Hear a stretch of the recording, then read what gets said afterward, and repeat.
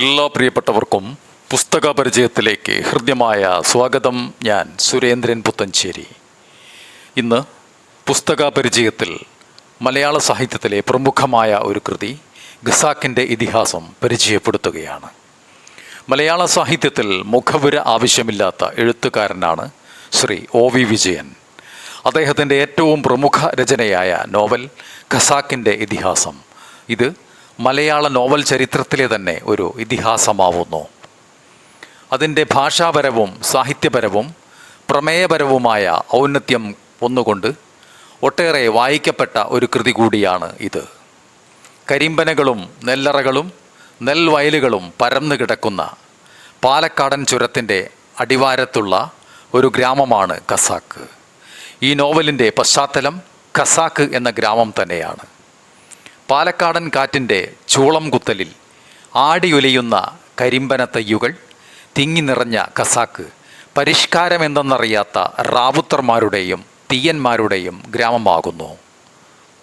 ചെതലിമലയുടെ മിനാരങ്ങളും ഷെയ്ഖിൻ്റെ കല്ലറയും രാജാവിൻ്റെ പള്ളിയും അറബിക്കുളവും പോതി കുടിപാർക്കുന്ന പുളിങ്കൊമ്പുമൊക്കെ മിത്തുരചിക്കുന്ന ആ പ്രാചീന ഗ്രാമീണതയുടെ മടിയിലേക്ക് സർക്കാരിൻ്റെ സാക്ഷരതാ പദ്ധതിയുടെ ഭാഗമായി ഏകാധ്യാപക വിദ്യാലയം സ്ഥാപിക്കുക എന്ന ലക്ഷ്യത്തോടെ രവി കൂമൻകാവിൽ ബസ്സിറങ്ങുന്നു. അവിടെയാണ് കഥയുടെ ആരംഭം. ഈ നോവൽ ഒറ്റവാക്കിൽ പറയാവുന്ന ഒരു കഥയല്ല.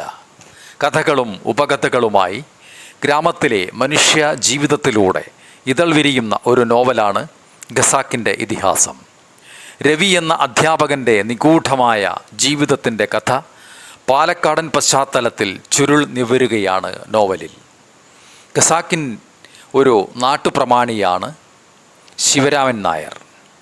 അദ്ദേഹത്തിൻ്റെ ഞാറ്റുപുരയിലാണ് രവി ഏകാധ്യാപക വിദ്യാലയം ആരംഭിക്കുന്നത്.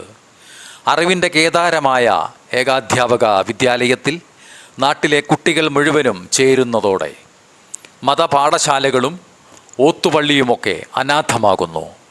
അവിടങ്ങളിലെ അധ്യാപകരും മറ്റും തൊഴിൽ രഹിതരുമാവുന്നു.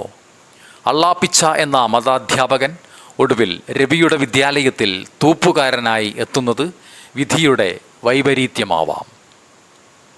കുഴിമടിയനായ അള്ളാപ്പിച്ച തൂപ്പുജോലിയിൽ നിന്ന് ആത്മാർത്ഥത കാണിക്കുന്നില്ല എന്നുള്ളത് വേറെ കാര്യം.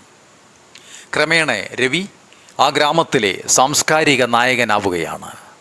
അയാൾ ഖസാക്കിൻ്റെ ജീവിതത്തിലെ ഒരു പുതിയ ഏടായി മാറുന്നു. മാധവൻ നായർ, കുപ്പുവച്ചൻ, അപ്പുക്കിളി, നൈജാമലി, മൈമുന, കുഞ്ഞാമിന എന്നിവരൊക്കെ രവിയുടെ പരിചയക്കാരായി മാറുന്നു. മൊല്ലാക്ക എടുത്തു വളർത്തിയ നൈജാമലി എന്ന അനാഥൻ മൊല്ലാക്കയുടെ മകളും സുന്ദരിയുമായ മൈമൂനയെ പ്രണയിക്കുന്നു. ഇതിൽ കുപിതനായ മൊല്ലാക്ക മൈമൂനയെ ഒരു മുങ്ങാങ്കോഴി എന്ന അപരനാമത്തിൽ അറിയപ്പെടുന്ന ചുക്രു റാവുത്തർക്ക് രണ്ടാം ഘട്ടായി കെട്ടിച്ചതും അതിൽ പ്രതിഷേധിച്ച് നൈജാമലി വിപ്ലവകാരിയും കമ്മ്യൂണിസ്റ്റുമായി മാറിയതും ഖസാക്കിൻ്റെ ഒരു ഉപകഥയാണ്. നോവൽ വർത്തമാനകാലത്തിൽ നൈജാമലി പുതിയ ഒരു മതപുരോഹിതനായ ഖാലിയാണ്. രവിയുടെ മ്ലേച്ഛമായ ജീവിതത്തിൻ്റെ പിന്നാമ്പുറ കഥകൾ നോവലിൽ ഒരിടത്ത് പുരോഗമിക്കുന്നു. രോഗിയായ അച്ഛൻ്റെ രണ്ടാം ഭാര്യയുമായി അഗമ്യാഗമനത്തിൽ ഏർപ്പെട്ടതിൻ്റെ കുറ്റബോധം രവിയുടെ മനസ്സിനെ മഥിക്കുന്നു. അതുകൊണ്ടാണ് അയാൾ മദിരാശിയിലെ ബിരുദ പഠനം പോലും പാതി വഴിയിൽ ഉപേക്ഷിച്ച് പല പല നാടുകളിൽ അലയുന്നതും ഒടുക്കം ഖസാക്കിലെത്തിച്ചേരുന്നതും. പക്ഷേ താൻ ഒരു തെറ്റിൽപ്പെട്ടിട്ടും രവി ഖസാക്കിൻ്റെ തെറ്റിൽ നിന്ന് തെറ്റിലേക്ക് സഞ്ചരിച്ചു കൊണ്ടേയിരുന്നു. അദ്ദേഹത്തിൻ്റെ അഭിനിവേശം ഖസാക്കിലെ സുന്ദരികളായ മൈമൂനയിലേക്കും കേശിയിലേക്കും പടരുന്നു. ഓരോ രതിക്ക് ശേഷവും രവി പശ്ചാത്തപിക്കുന്നത് കാണാം. ഈ പശ്ചാത്താപം അദ്ദേഹത്തെ ഭ്രാന്തമായ ഒരു അവസ്ഥയിലേക്ക് എത്തിക്കുന്നതും തൻ്റെ കാമുകയായ പത്മയുടെ സ്നേഹവും അവളുടെ ആത്മസമർപ്പണവുമൊക്കെ രവിക്ക് വിരസമാകുന്നതും ഈ നോവലിൽ കാണാൻ കഴിയും. അയാൾ ജീവിതത്തിൻ്റെ വിരസതയെക്കുറിച്ച് ചിന്തിക്കാൻ തുടങ്ങുന്നു.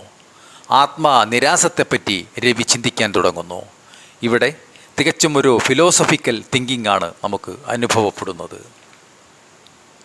തൻ്റെ വിദ്യാർത്ഥിനിയായ നിഷ്കളങ്ക ബാല്യമായ കുഞ്ഞാമിന ഋതുമതിയായി തൻ്റെ കൈകളിലെത്തുമ്പോൾ രവിക്ക് മോഹസങ്കല്പങ്ങൾ ഉണരുന്നതും പാപബോധവും പാപഭയവും അയാളെ പിടികൂടുകയും അയാൾ ഖസാക്കിൽ നിന്ന് ഓടി ഒളിക്കാൻ ശ്രമിക്കുകയും ചെയ്യുന്നതും നോവലിൽ നമുക്ക് കാണാൻ കഴിയും. ഖസാക്കിൽ നിന്ന് യാത്ര തിരിക്കാൻ ബസ് സ്റ്റോപ്പിൽ ബസ് കാത്തു നിൽക്കുന്ന രവി പാമ്പുകടിയേറ്റ് മരിക്കുന്നിടത്താണ് കഥ അവസാനിക്കുന്നത്. രവി ഖസാക്കിലേക്ക് ബസ് ഇറങ്ങുന്നതും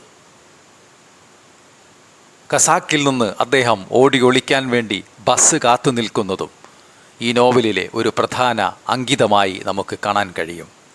പ്രിയപ്പെട്ടവരെ, ഈ നോവൽ മനുഷ്യൻ്റെ ഉള്ളിലെ അസ്തിത്വ വിഷാദവും പാപബോധവുമാണ് ഈ നോവലിൻ്റെ അന്തർധാര എന്ന് നമുക്ക് നിഷ്പ്രയാസം പറയാൻ കഴിയും.